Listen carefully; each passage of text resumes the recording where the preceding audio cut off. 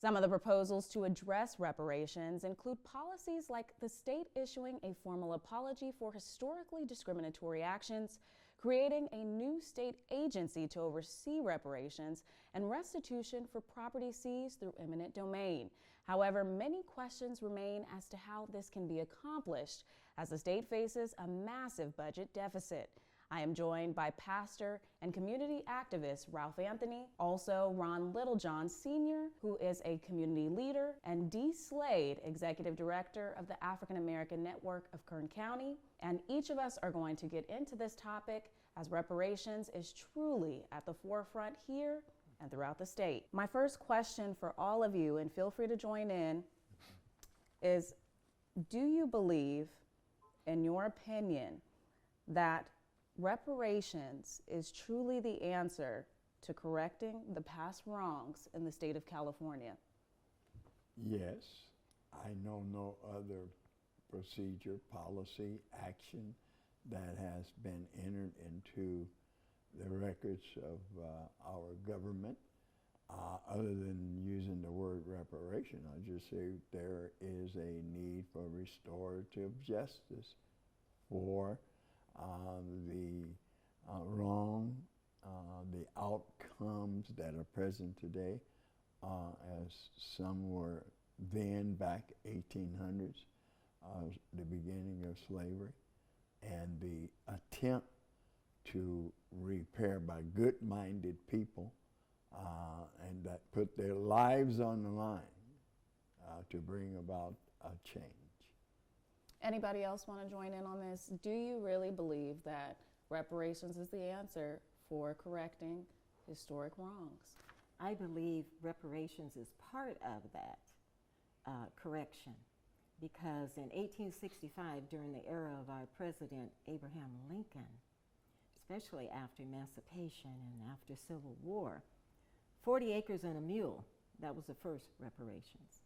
And of course, you know, after Andrew Johnson took office after the assassination of President Lincoln, it didn't go anywhere, it died.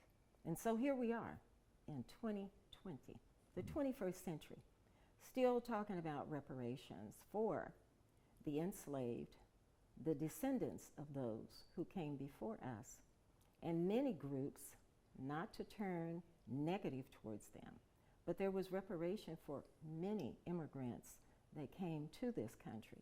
And I'm speaking of one especially in the 1940s, reparation for the internment of the Japanese.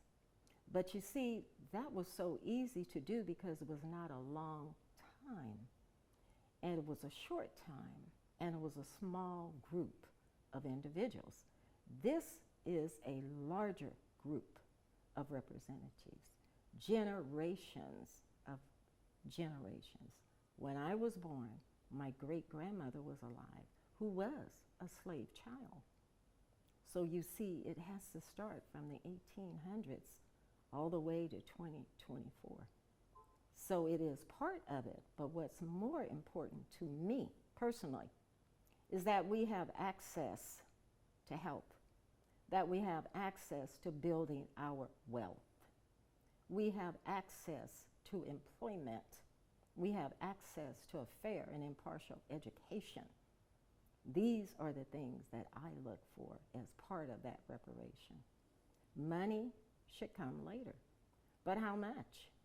$2,000, $3,000 a month for the rest of your life? Small. Do it give us access to everything in the United States of America, and especially in the state of California, because slavery was not dominant here like it was in the South. However, they were brought here to either plant cotton, like in Kern County, or they were brought here to do other things throughout the state. So yes, it is important, it's part of it. And part of that also is where slaves were sent here to mine gold for slave owners. Well, let's talk about something that you mentioned. You mentioned Japanese Americans getting reparations for their internment. I think that that's an interesting point because so many people think that maybe reparations might be a new concept, but you just made a point that it's not. In America, there has been reparations. Why do you think when it comes to African Americans receiving reparations, there is so much negativity, or it's not as received as positively when it has been done before?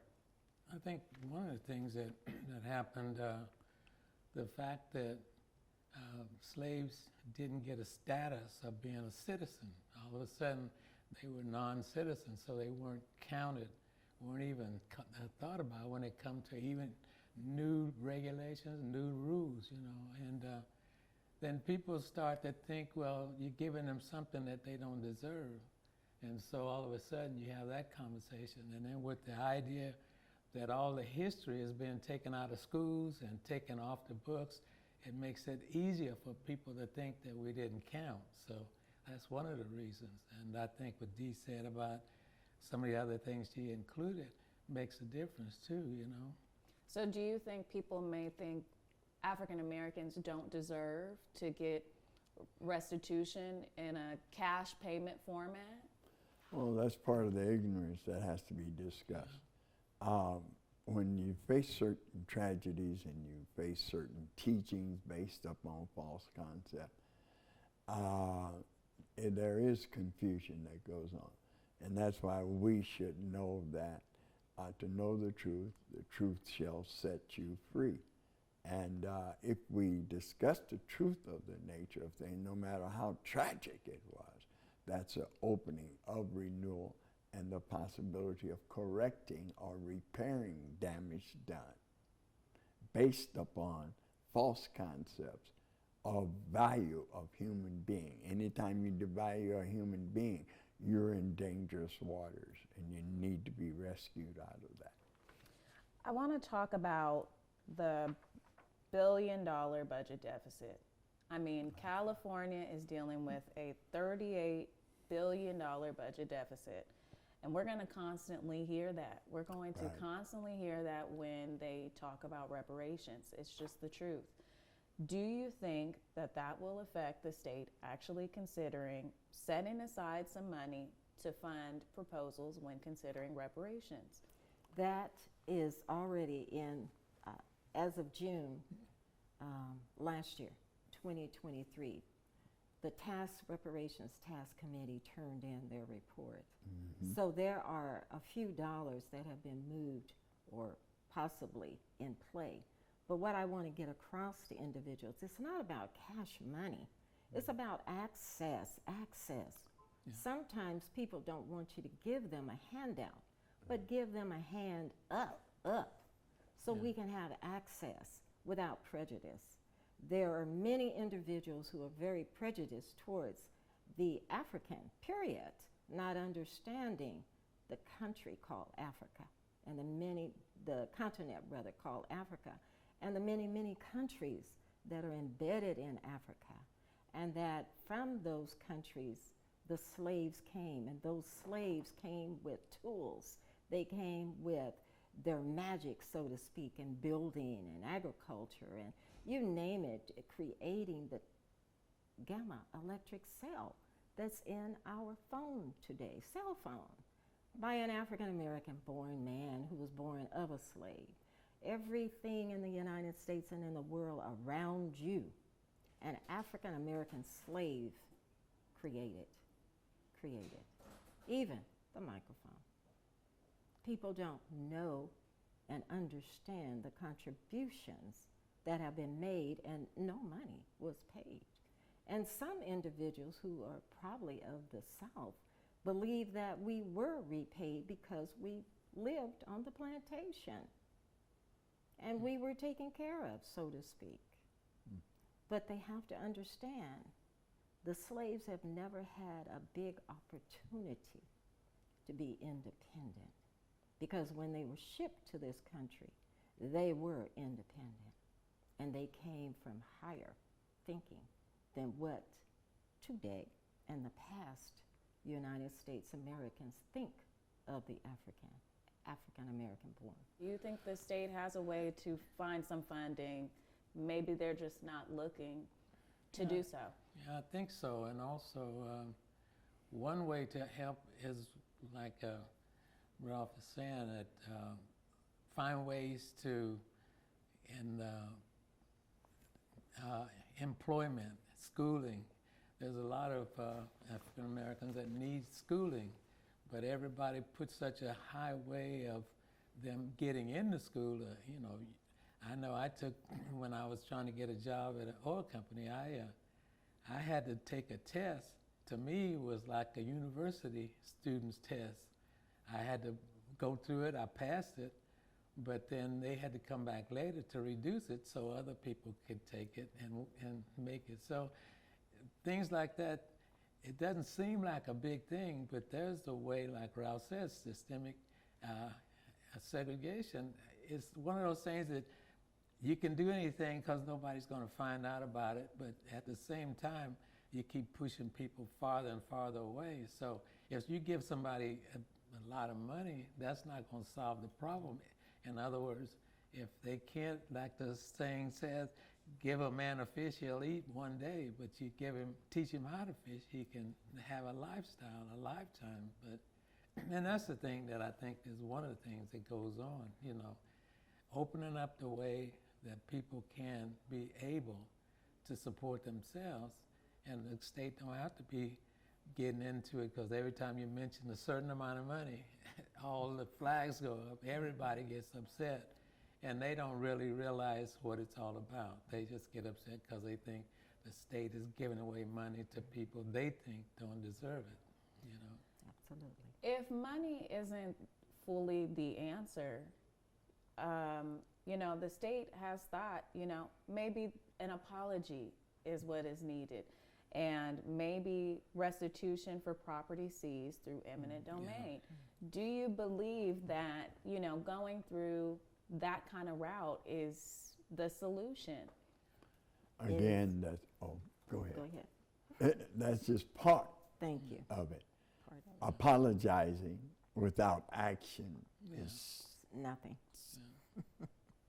That does nothing. Does nothing. And it's Words. apology coming too long from the 1800s into the 21st century of 2024. Sure, you can apologize, but like I said before, most African Americans are not wanting a handout. You're trying to feed us 24/7, everybody trying to give you a meal. And some individuals are looking like, let me create my meal. I may not like what you're giving me today. Yes, it's food, but I have a different taste for today. And it's okay in time of disaster and need, during the Depression, et cetera, and now flooding, wildfires, whatever's going on. But, to constantly throw that carrot, that caveat at a group, a cultural group that represents more than a handout. We deserve a hand up. Open the door for us to be at the table. When it comes to education, don't put that stigma that we have to get a bachelor's degree or a BA or whatever, but let us decide how high we would like to jump. But open that door for certification, certificates to show that I've been trained. I can move into the lower level of employment. I may not like this company. I may not like what I'm doing. I want a lateral move. I want to move up. These are the things that are very important to the African American culture, period. And They're tired of handouts. And I think, too, it's going to have to be pretty much a nationwide thing, because, spots here and there. It'll work, but it's tying you to one spot. You can't go anywhere else and get the same treatment or even be recognized the same. So that's one of the things. And it's good that California started out, but then I'm thinking, why did it stop with even the monetary? Because I didn't see anything. By the time I know about it, it's gone, And I don't know where I fit in that case. So that makes a difference. I think those type of actions point to our ignorance in solving problems and our reluctance to look at things honestly and to be willing to make the sacrifices and change. This country was not built and come together based upon that type of thinking. When United States or the 13 colonies broke away from Great Britain, what was that? And so when we look at things realistic, and another embarrassing thing every American ought to be ashamed of is that every 25 years we have to put in a Voting Rights Act reactivated. Every 25 years when all American citizens have just got used to voting without a problem. Voting is very, very integral. A lot of people have lost their lives. We forget the blood and the death and the degradation and the suffering that a lot of families, black, white, people of good heart have suffered. And we break it up to cause confusion rather than pulling people together to solve the problem. And I think California has a great opportunity in these destitute times to change things for the better, for the light of the world, and quit this acting like fools. Absolutely. You And know- another note, Oregon is a prime example. They have instituted reparations. So that is one model we can look at, right in the back door, so to speak, of California. So, What do you say to African Americans who don't believe in reparations, period, who, you know, don't support reparations, but are amongst the cultural group that this is really focused on? I think a lot of people have been jaded to the fact they've been saying, we're not going to get it anyway. They're not going to give us this. So they come to the point that, hey, we're not going to get it, so why should we worry about it? Why should we think anything about it? But again, they don't know as much as most of us don't know all of the things that are involved and how it's going to come about, because it's not really that open conversation with all the people either. And if you can't be taught in school anything, then that's going to hold it back too. So that's what I sort of recognize. But again, it's going to mean that it's going to have to work all over the country so everybody can have a better idea of what's going on. And if you look at and listen to some people, they don't even know that slavery was something that was bad. They make it look like slavery was a training program, you know. And like Dee said, a lot of stuff that's invented in this country was invented by slaves and people who had to come up through that way. They didn't go to school for that. They had to learn it the hard way, and then they taught it to other people, and guess what? They took the idea and said it was theirs. They put their name on it, not the person who invented it. So those are the type of things that people are jaded to, you know. So Well, the light filament, the bulb, I can't think of the name of the person now right off that, and the stoplight. yeah, Electric light, it's a lot, not just what George Washington Carver did out of peanuts, yeah. but even back in Africa, Timbuktu, eye operations, and leading civilizations in the world. That's nothing to be ashamed of. So the truth, again, sets people free. And if we stay on that path, then I think we can heal. I think we can come to resolution. I don't think you have to wait to get to heaven. A lot of the feedback we get is, I was not a participant in Exactly. slavery. I did not enslave Yeah. anyone. I did not, you know, that was years and years and years ago. I was not an active participant in that.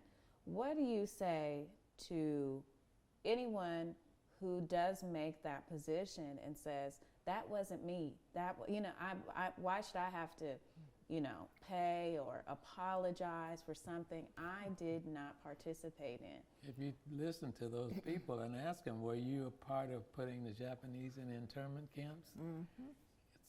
They didn't have Or the any part, Jewish but they don't community. raise anything about that. They don't say anything in opposition. to what they were given, or even some of the others down through the line. And they weren't in turn, like Ralph said, as long as black slaves were. And we, again, helped to build this country. Look at Washington, D.C. Who built the White House? Yes. Who built most of those buildings there?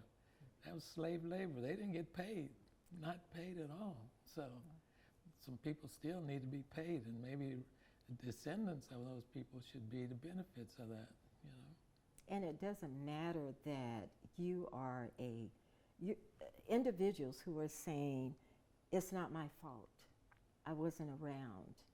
Well, I wasn't enslaved. I was born in the 40s. But my heritage, those that came before me, they were enslaved. So if land was owned somewhere way back by your family, or you have been able to own land from, let's say, the early or the middle 1900s, yes, it is part of this country's responsibility, not individuals. It is part of the country, the states. It's part of their responsibility to see that they can put something in place that looks like reparation. Doesn't always have to be cash. Like I've said before, we need access to walk freely, to feel like we're a citizen, to be able to vote and not have a problem in voting, not having rules change every time there's a vote. That rule is really directed towards the African American vote, because we take pride in voting. That's all we had to say we were a citizen, voting and a piece of land. Some people couldn't even write. Someone had to help them make an X. So voting and land ownership was at the top of the agenda for the African American slave, and it was handed down generation to generation to generation. And still is important for wealth building, not only in California and the United States, but internationally. We're still, I believe, the fifth largest economic institution in the world. That's a value. We need to understand what that is. We're not just taking, we know how to lead it. And I think we need to utilize information properly and unafraidly. A lot of responses to information like this comes under threat of people's lives. And no one ever knows how to discuss that. When you start talking about racial situations, everything gets emotional because it goes deep on some people that experienced it personally versus those that only are trying to figure it out.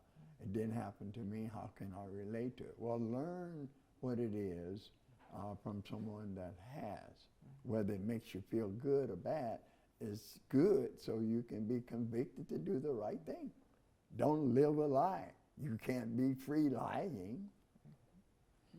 What about present day? A lot of the California Reparations Task Force studying of this, to develop that final report, was about the effects that slavery had on African Americans today, the repercussions of that have continued to have an effect on African Americans today. You all live in Kern County. I want to know, do you believe that there is a effect that slavery has plagued on African Americans today that has made this a more relevant issue, maybe now more than ever? Absolutely. You have the young generation, the Z. They are not fully aware of where they came from, who they really are. And so you have a lot of them that are under heavy, heavy stress, just finding themselves and knowing where their place is. And all of a sudden they're a gang, and all of a sudden it's a beat down, and all of a sudden they're having problems with law and order and etc. But they don't understand that the African American slave, in 1866, the Buffalo Soldiers were commissioned by Congress to come and do law and order. So they were the first police. They were the first sheriff. They were the first firefighters. They were the first because they had to rebuild the West and part of the Middle West and other eras after the Civil War. So that's a big gap, not knowing who you are, your history. Yes, it may be old folklore to you, but guess what? It is what we call in the book of Roots. When Roots came out, the movie and the book, you need to go back and study your roots. And so today it's a mental health thing with a lot of young, middle-aged, even my age, individuals are dealing with that. Again, in my short term right now, access. People are not having access to what they feel is fair. They want to have access. They want to feel like they represent who they really are and that they're proud of who they are. And also Yes, you the know. fact that one of the things that's been said through our people had said you have to be twice as good in order to get the thing that average people get, you know. Right. You can't go in looking to get a job. And unless somebody have an open mind, knowing that they have a spot to fill, you have the I guess, the intelligence to fill that job, but then they pass you off because, and they won't admit it, but they pass you off because of the color. So that's been a stigma, you know. Nobody's been saying, look, we got to break down these kind of walls. We have to open up and be realistic, you know. The country really could have been a lot farther ahead had we had that broken down a long time ago, you know. Yeah. If a person's got the means and intelligence to do a job, put him in there. Let the person do that, and the country will move along. I was watching over the weekend the bombing of Pearl Harbor and different things like that, and I noticed all of these different shows that they had of soldiers. I said, I never saw one black soldier in all of that, and I know they were. I know that the Red Tails, the Tuskegee Airmen, were protection for the bombers that had to go over in the war, but they weren't even shown. Nobody saw them. So things like that, you leave out important things to where if you were to tell somebody, oh no, they weren't in there because I didn't see them, you know, and that's the whole thing. Excluding people of color who are important to society, you know, that's what happens too. Those are some of the things that could be corrected, you know, and make people aware. Because I don't know how many Caucasians know how much blacks are involved in all the things that's been successful, you know. So those are some of the things that could be done along with reparation. So if you don't get money, you at least get recognition. That's right. Do you think that access would change certain things, like maybe equaling the playing field that maybe African Americans have fought to have for so long? I know that that was a big thing in the 50s and the 60s about how African Americans didn't even have an equal playing field to be on to get a head start in life, you know, Right. you know.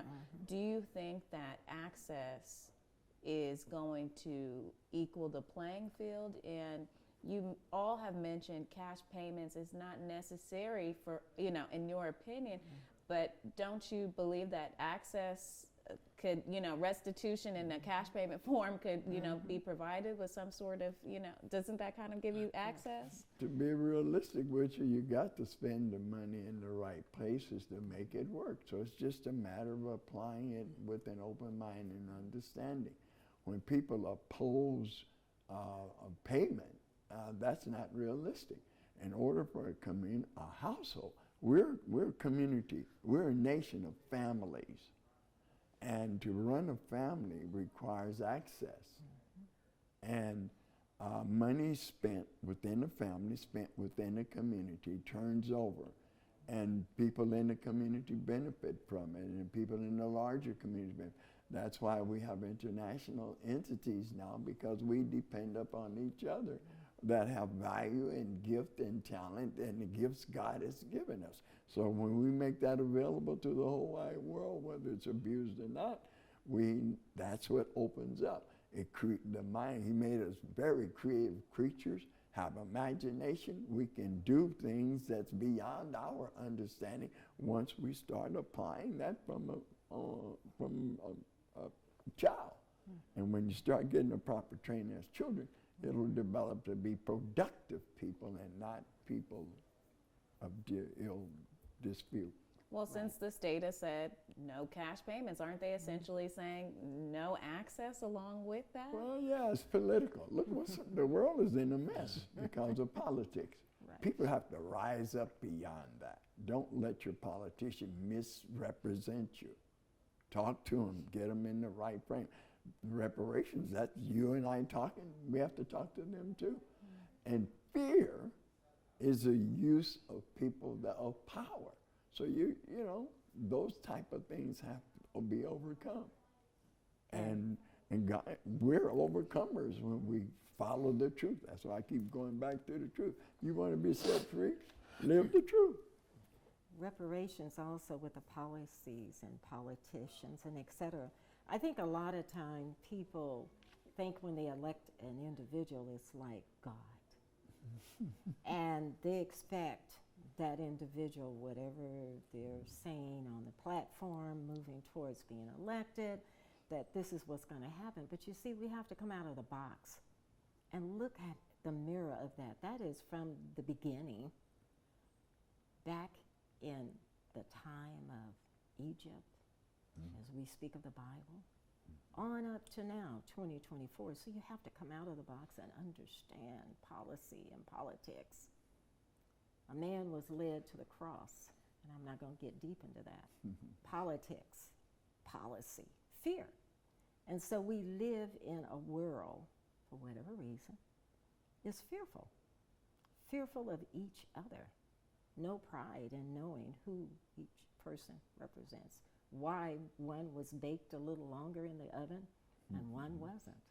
But we're all one. A man is a man and a woman is a woman, period. And I think dialogue, conversation, elders talking, not old folklore, but the truth. The truth will set you free. Truth to power. Generations learning what happened. Maybe that'll help them figure out where they need to be. We did. I know I did. I had to be twice as good to get a job. I had to remember I wasn't fair-skinned, I'm dark. But I walked in there, and guess what? I've never been without a job. Because when I walked in, I knew I wanted that job, and I put something else in front of me, and I got the job.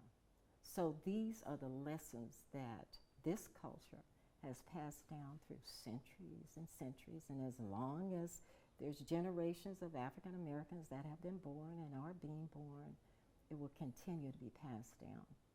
And so it's a teaching, we are a teaching tool. This is what I feel of the culture that I'm a part of, and I'm very proud of it.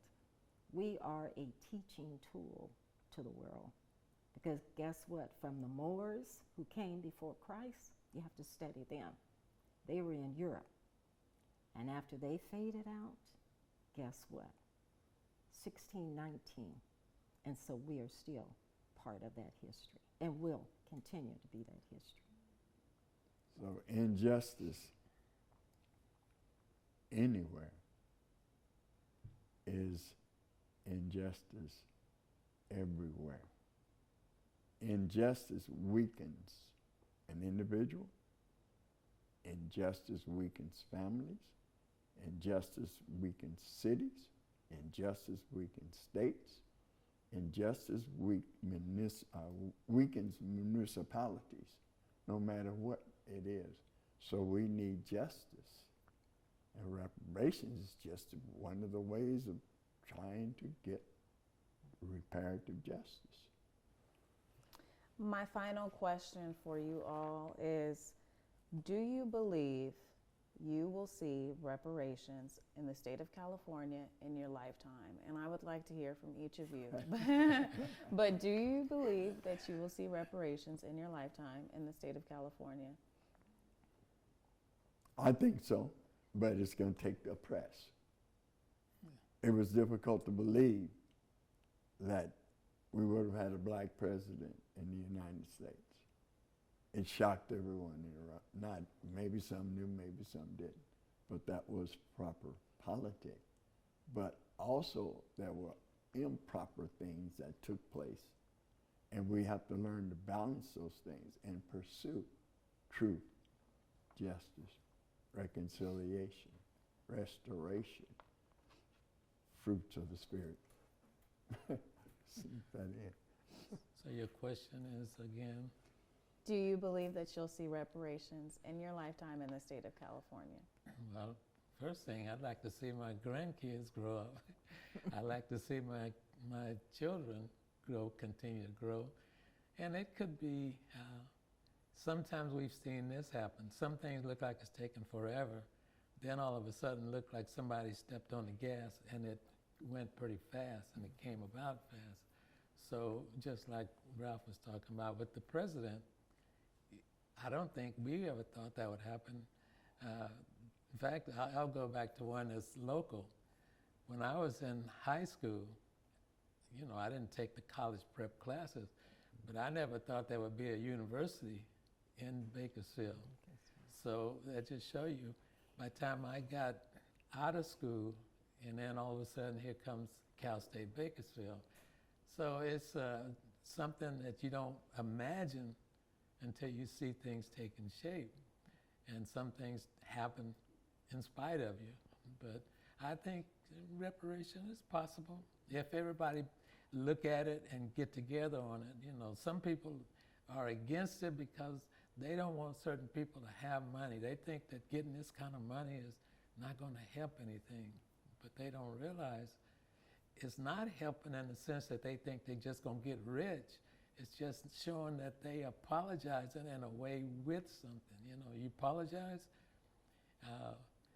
say faith without works is dead. And that's what it's going to take. That reparation with works is going to make a difference. So that can happen. I believe it will happen because the task, you have to read the report. And in that report, it is not just focusing on dollars. This is why I keep reiterating. It is access. In that you had individuals that experienced and were still experiencing the results of slavery and et cetera, and the impact. And so in that package quickly, they put what I've said, access to the disparities of health and et cetera, and on and on. So it's not just all about the dollars. It is all about that giving me a handout. So yes, it's going to happen. The task force, I have the privilege of watching, listening with them, and they notified when they were having their hearings and et cetera. And they did an excellent job, but it was, many of them, it impacted them because it brought memories of suffering from their families or maybe some things that they had suffered through. And so to watch the task force work on that report, I implore everyone, it's for the public, go and look through it. And as far as money, it's not always about money. Let us have the opportunity to continue to be who we are, a very strong culture embedded here in the United States. Seen, not seen, heard, but not heard. We are still here and will continue to be here, this Black culture.